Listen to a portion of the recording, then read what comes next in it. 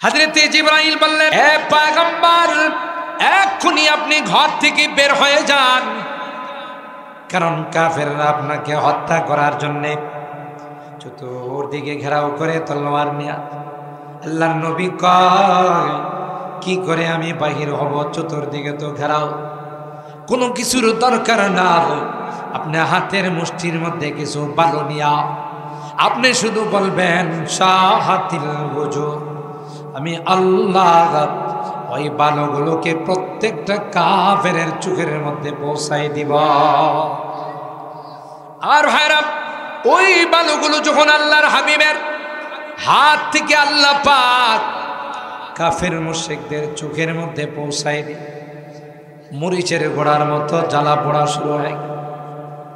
হাত দিয়ে কসলা গাই তলোয়ার গুলো নিচে পড়ে গেল। আল্লাহ পাক হাবিবকে ডাক দেয়া কয়, আপনি দেরি করেন না, সুজা আপনার হুজরা মোবারক থেকে বের হয়ে যান। হিংসুকরা হিংসা করে পারে নাই, কে রক্ষা করছে? জোরে বলেন, কে? আল্লাহ। আল্লাহ পাক কোরআনে কারীমের মধ্যে বলেন, ওমা রামাইতা ইদ রামাইতা ওয়ালা কিন্নাল্লাহ রামা। এ পয়গম্বর, আপনি যখন একদিকে বালু মেরেছিলেন, আপনি মেরেছিলেন একদিকে ঘর, চতুর্দিকে আমি আল্লাহ কুদরতি ভাবে পৌঁছে দিয়েছিলাম। পারে নাই, হিংসা করে ষড়যন্ত্র করে আল্লাহর হাবিবকে এবং তার মিশনকে থামাইতে পারে না। ঠিক কিনা বলেন? থামাইতে পারছে? আল্লাহর হাবিবেরই মিশনকে থামাইতে পারে। এই জন্য বলা হয়, जो जलाता है किसी को खुद जलता है जरूर, जो जलाता है किसी को खुद जलता है जरूर, शमा भी जल जाता है परवाना जल जाने के बाद, शमा भी जल जाता है परवाना जल जाने के बाद। और हैरत, हजरत इब्राहिम खलीलुल्लाह के अल्लाह पाक डाक दिया বললেন, আপনি শুধু আওয়াজ দেন, আমি আল্লাহ পৃথিবীর সকল দ্বার প্রান্তে সকল ফেরেশতাদেরকে যখন আল্লাহ বললেন আমি আদম বানাইছি, ইন্টারভিউতে আদম ভালো রেজাল্ট করছে, কথা বলেন ঠিক কি? আদমকে নিয়ে যখন আল্লাহ ফেরেশতাদের সামনে ইন্টারভিউ নিলেন, আল্লাহ পাক বললেন, হে ফেরেশতারা, আম্বিউনি বিআসমাই হাউলা ইন কুনতুম সাদিকিন। তোমরা তো মনে মনে বলেছিলে তোমরা অনেক জ্ঞানী, তোমরা অনেক জাননেওয়ালা, যদি তাই হয় তার বাস্তবায়ন করো, তার প্রমাণ দাও। আমি তো তোমাদের সামনে আদম সহ তোমাদের সমস্ত বস্তুর নাম শিখাইলাম, তোমরা যদি সত্যবাদী হয়ে থাকো তাইলে এই নামগুলো আমাকে শোনাও। একটা নামও শোনাইতে পারে নাই।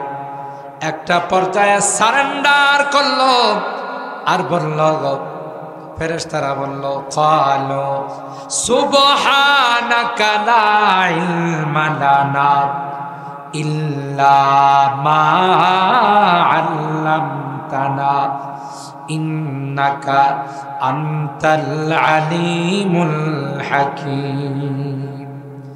আল্লাহ, আমাদের মনে নাই তুমি যা আমাদের শিক্ষা দিয়েছিলে, আমরা সেগুলো ভুলে গেলাম।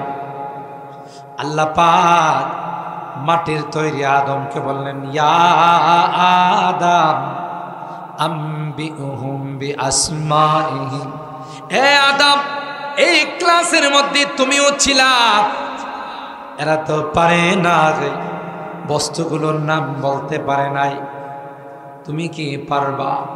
হযরতে আদম বললেন, আল্লাহ, আপনার যদি অনুমতি হয় আমি সবগুলোর নাম প্রকার কোন বস্তুটা দিয়ে কি কাজ নেওয়া হয় সবগুলো আমি আপনাকে শোনাই দেব। আর ভাইরা, আল্লাহ পাক রব্বুল আলামিনের তৈরি হযরত আদম, আল্লাহ পাকের সামনে প্রত্যেকটা বস্তুর নাম, তার দ্বারা কি কি কাজ নেওয়া হয়, তার কি কি প্রকার ছোট বড় সবগুলো এক বৈঠকে আল্লাহ পাকের দরবারে শুনিয়ে দিলেন। আদম খাকিজে হক মুফতিল, আদমে খাকিজে হক মুফতিল, তাব হাফতাম আসমা আফরতিল, তাব হাফতাম আসমা আফরতিল। কবি ডাক দিয়া বলেন, মাটির আদম ইলমে ওয়াহির নূরের দ্বারা গোটা সাত আসমানকে আলোকিত করে ফেরেশতাদেরকে পিছনে ফেলে এক নাম্বার স্থান অধিকার করে নিল।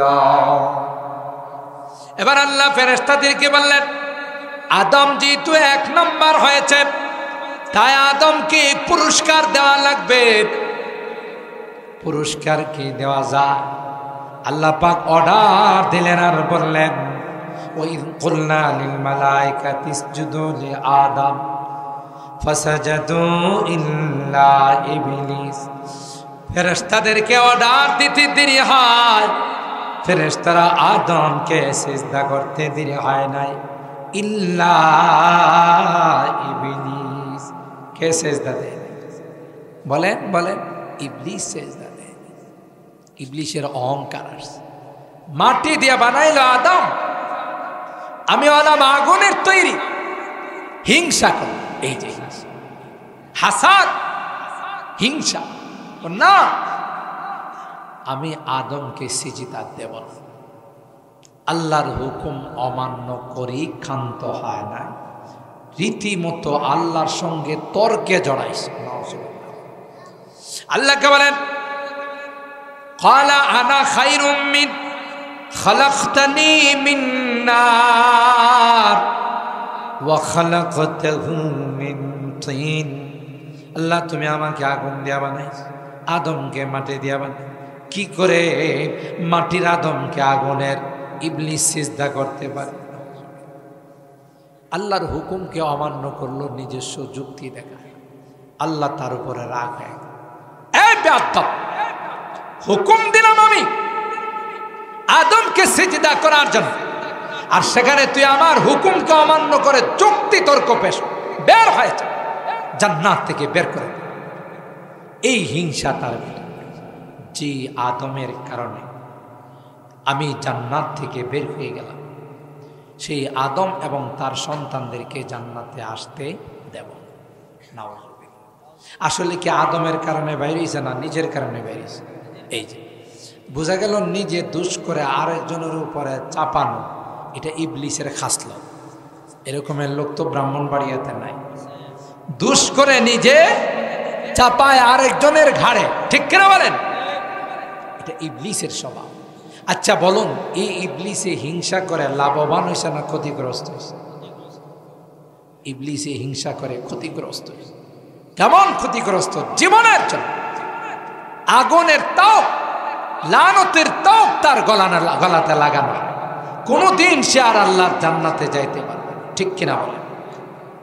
তো মুহতারাম হাজিরিন, যে কথা বলতেছিলাম, এই হিংসা ওইদিকে গণ্ডগোল, আইসা হামলা করছে মাসুম বাচ্চা, এটা আল্লাহ বরদাস্ত। এই খবর যখন মানুষে শুনছে, তাদের কলিজার মধ্যে আঘাত লাগছে, গিয়ে মানুষে ওখানে তাদের বাড়ি ঘর জ্বালিয়ে দিচ্ছে। তখন হযরত বড় হুজুর রহমাতুল্লাহ আলাইহি একা একা বাড়িতে থাকে। থানার থেকে, থানার ঊর্ধ্বতন কর্মকর্তা গিয়ে বলছেন, হুজুর কোনো কারণে যদি আপনার গায়ে টাচ করে, এটা তো আমরা মেনে নিতে পারবো না, সুতরাং আপনি কিছুদিনের জন্য আপনার বাড়ির থেকে একটু দূরে চলে যান, বাহিরে যান। আল্লাহর ওলি সুজা বলছে, আমি একা হলেও বাড়িতে থাকি, আমি সমস্ত হিংসুকদের হিংসাকে ভয় করি না, আমার আল্লাহকে আমি ভয় করি। সুবহানাল্লাহ। বুঝা গেল আল্লাহওয়ালা যারা হয়, নেককার দিনদার যারা হয়, এরা পৃথিবীর কোনো কিছুকে ভয় করে না, একমাত্র কাকে ভয় করে? আল্লাহকে ভয় করে। আর যারা হিংসুক হয়, তারা যতই চেষ্টা করে, আল্লাহ যখন কাউকে হেফাজত করে, পৃথিবীর কেউ তাকে কিছু করতে পারে না। ঠিক কিনা বলেন? মক্কার কাফের মুশরিকরা দলবদ্ধভাবে আল্লাহর হাবিবকে হত্যা করার জন্য শীতের মৌসুম পুরা হুজরা মোবারক ঘেরাও করে তলোয়ার হাত, আর আল্লাহর হাবিব বসে বসে কোরআনে কারীম তিলাওয়াত করেন। সুবহানাল্লাহ। হযরত জিবরাইল বললেন, এ পয়গম্বর, এক্ষুনি আপনি ঘর থেকে বের হয়ে যান, কারণ কাফেররা আপনাকে হত্যা করার জন্যে চতুর্দিকে ঘেরাও করে তলোয়ার নিয়ে। আল্লাহর নবী কয়, কি করে আমি বাহির হব? চতুর্দিকে তো ঘেরাও, কোনো কিছুর দরকার না, আপনি হাতের মুষ্টির মধ্যে কিছু বালু নিয়া আপনি শুধু বলবেন শাহাতিল ওযু, আমি আল্লাহ ওই বালুগুলোকে প্রত্যেকটা কাফেরের চোখের মধ্যে পৌঁছাই দিব। আর ভাইরা, ওই বালুগুলো যখন আল্লাহর হাবিবের হাত থেকে আল্লাহ পাক কাফের মুশরিকদের চোখের মধ্যে পৌঁছাই দিল, মরিচের গোড়ার মতো জ্বালা পোড়া শুরু হয়। হাত দিয়ে কসলা গাই তলোয়ার গুলো নিচে পড়ে গেল। আল্লাহ পাক হাবিবকে ডাক দেয়া কয়, আপনি দেরি করেন না, সুজা আপনার হুজরা মোবারক থেকে বের হয়ে যান। হিংসুকরা হিংসা করে পারে নাই, কে রক্ষা করছে? জোরে বলেন, কে? আল্লাহ। আল্লাহ পাক কোরআনে কারীমের মধ্যে বলেন, ওমা রামাইতা ইদ রামাইতা ওয়ালাকিন্নাল্লাহা রামা। এ পয়গম্বর, আপনি যখন একদিকে বালু মেরেছিলেন, আপনি মেরেছিলেন একদিকে ঘর, চতুর্দিকে আমি আল্লাহ কুদরতি ভাবে পৌঁছে দিয়েছিলাম। পারে নাই, হিংসা করে ষড়যন্ত্র করে আল্লাহর হাবিবকে এবং তার মিশনকে থামাইতে পারে না। ঠিক কিনা বলেন? থামাইতে পারছে? আল্লাহর হাবিবেরই মিশনকে থামাইতে পারে।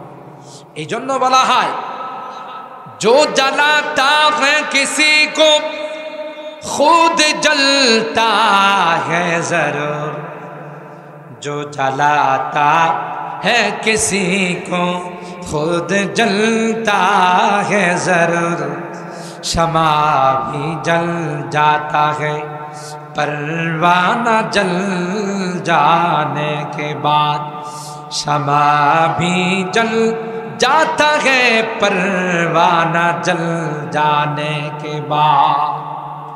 और हैरत हजरत इब्राहिम खलीलुल्लाह के अल्लाह पाक डाक दिया বললেন, আপনি শুধু আওয়াজ দেন, আমি আল্লাহ পৃথিবীর সকল দ্বার প্রান্তে আনাচে কানাচে আপনার আওয়াজ কুদরতি ভাবে পৌঁছাই দিব। কিয়ামত পর্যন্ত যারা আল্লাহর ঘর জিয়ারত করতে যাবে, আল্লাহ তাদের কানে ইব্রাহিম আলাইহিস সালামের আওয়াজ পৌঁছাই দিলেন। সুবহানাল্লাহ। মুহতারাম হাজিরিন, আজকে এই খানায়ে কাবা পৃথিবীর মধ্যে আছে, গোটা বিশ্বের সমস্ত শক্তি একত্রিত হয়ে খানায়ে কাবাকে যদি ধ্বংস করার জন্য যায়, পারবে? সৌদি সরকারের কোনো বিমান বাহিনী, নৌবাহিনী, সেনাবাহিনীর দরকার হবে না। একটা বাহিনী আছে 24 ঘন্টা খানায়ে কাবার মধ্যে তওয়াফ করে, চক্কর লাগায়। ওই বাহিনী, যেই বাহিনী দিয়া আব্রাহাকে আল্লাহ ধ্বংস করেছে, ঠিক না? আব্রাহা ছিল হস্তি বাহিনী, ছোট্ট পাখি, তার ঠোঁটের মধ্যে আল্লাহ পাক ছোট্ট একটি পাথর দিয়েছে। এর থেকে বৈজ্ঞানিকরা পারমাণবিক বানাইছে, যে সর্বপ্রথম পারমাণবিক ছিল আল্লাহর দেওয়া পাথর, যেই পাথর নিক্ষেপ করার সাথে সাথে হাতি সহ হাতির উপরে যে সৈনিক ছিল সবগুলোকে জমিনের সঙ্গে মিশাই দিয়েছে। সুবহানাল্লাহ। ষড়যন্ত্র করে পারে নাই। পৃথিবীতে যত মসজিদ আছে সমস্ত মসজিদগুলো সম্পর্ক খানায় কাবা। সুবহানাল্লাহ। আর এই মসজিদগুলোর সাথে যারা সম্পর্ক রাখে তারা হলো মসজিদের বাসিন্দা, মসজিদের পরিবার। এই মসজিদগুলো যখন বগি হয়ে কুচ হয়ে খানায় কাবা ইঞ্জিনের সঙ্গে মিলে যাবে তখন সবগুলো কিনে প্যাসেঞ্জার নিয়ে খানায় কাবা রওনা দিবে সোজা আল্লাহর জান্নাত। কার দিকে? আল্লাহর জান্নাত। যারা মুসল্লি, যারা মসজিদের বিভিন্ন কাজে আন্তরিকতার সাথে সহযোগিতা, রমজান আসছে, হুজুর মসজিদে ইফতার মাহফিল, আমি 5,000 টাকা দিলাম, রোজাদাররা আমার এই টাকা দিয়ে ইফতার করে, এখানে ইমাম মুয়াজ্জিন হাফেজ সাহেবদের আমি হুজুর যেহেতু ওনারা আমাদেরকে কোরআন শোনাইতেছি তাদের আমি মেহমানদারি করব স্বেচ্ছায়। এই বিষয়ে যখনই আন্তরিকতার সাথে মসজিদের সাথে কলব দিয়ে সম্পর্ক রাখবে, আল্লাহ বলেন এরা হয়ে গেল আমার মসজিদের বাসিন্দা। সুবহানাল্লাহ।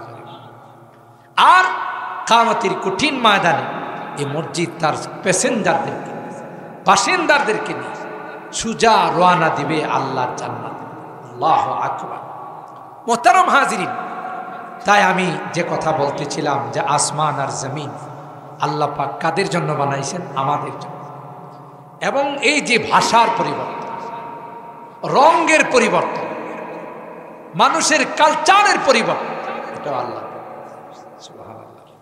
আমরা মাতৃভাষা আমাদের বাংলা, সৌদিদের মাতৃভাষা ঠিক না, মিডল ইস্টে যারা আছে, পাকিস্তানিদের মাতৃভাষা উর্দু, ইন্ডিয়ানদের মাতৃভাষা হিন্দি, তাই না? এটি কি নরেন্দ্র মোদী হিন্দি ভাষা বানাইছে? পাকিস্তানের সরকার উর্দু ভাষা বানাইছে? বাংলাদেশের শেখ মুজিব কি বাংলা ভাষা বানাইছে? কথা কার? বরং এই ভাষা কে দিছে?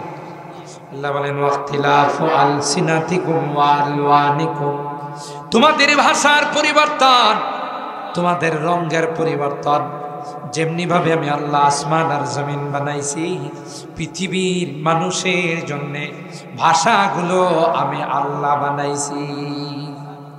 তোমরা যে বাংলা ভাষায় কথা বলো, বাংলাদেশে জন্মাইছ তাই বাংলা ভাষা দিয়ে কথা বলো, সৌদি আরবে জন্মাইলে আরবি ভাষা দিয়ে কথা, পাকিস্তানে জন্ম নিলে উর্দু ভাষা, ইন্ডিয়াতে জন্ম নিলে হিন্দি ভাষা।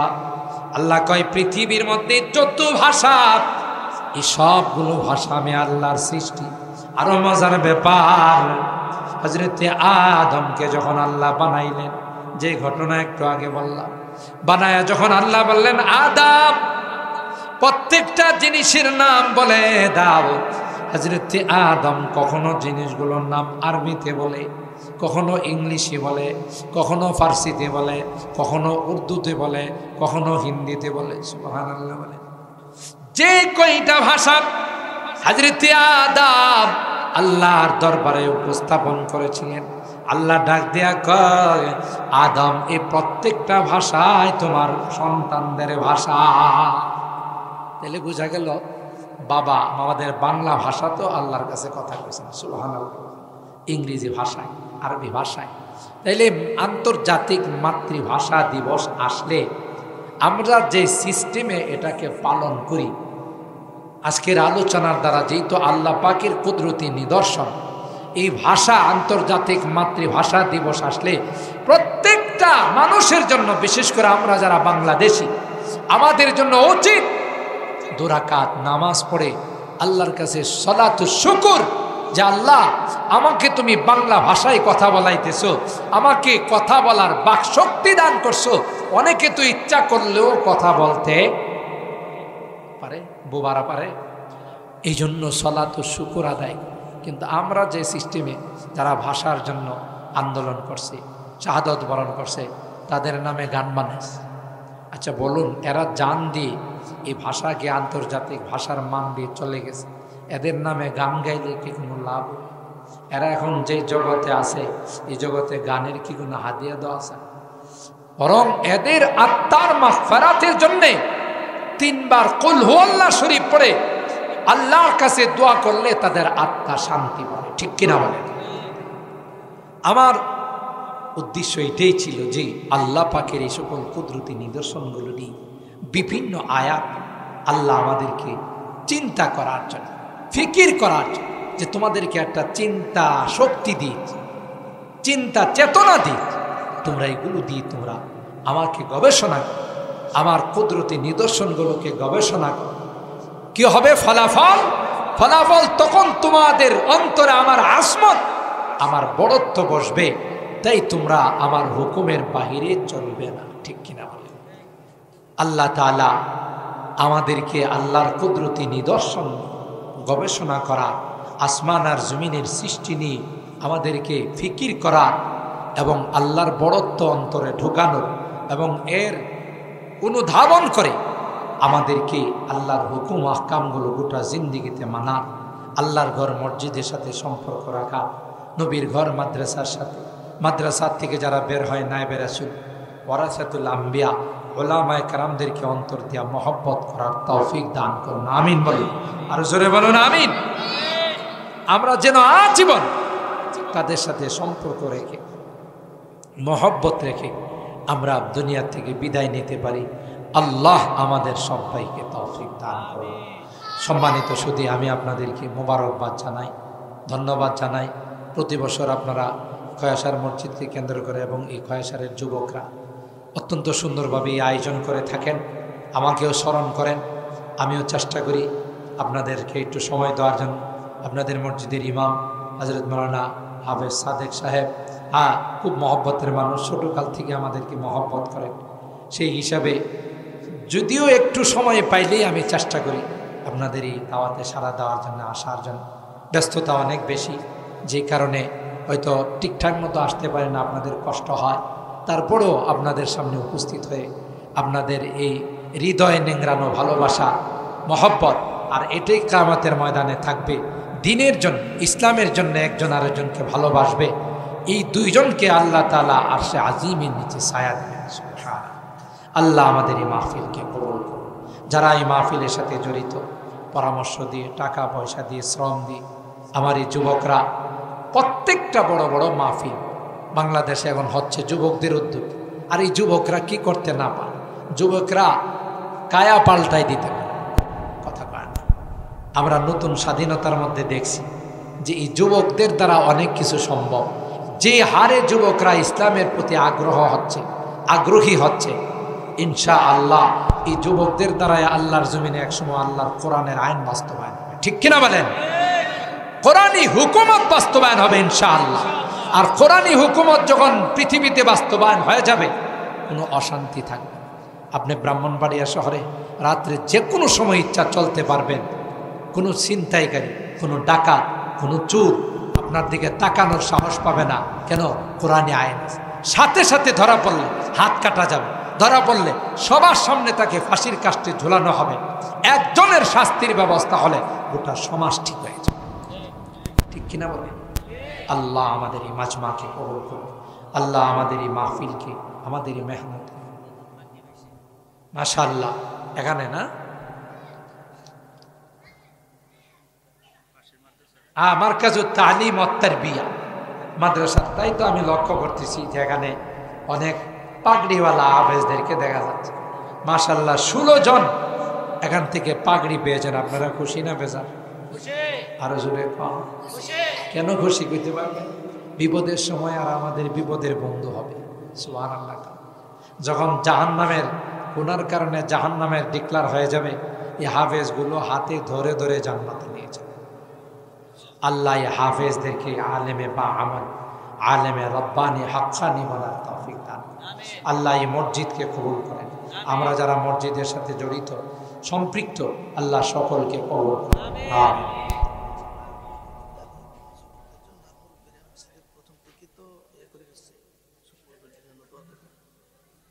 আমরা সকলের জন্য দোয়া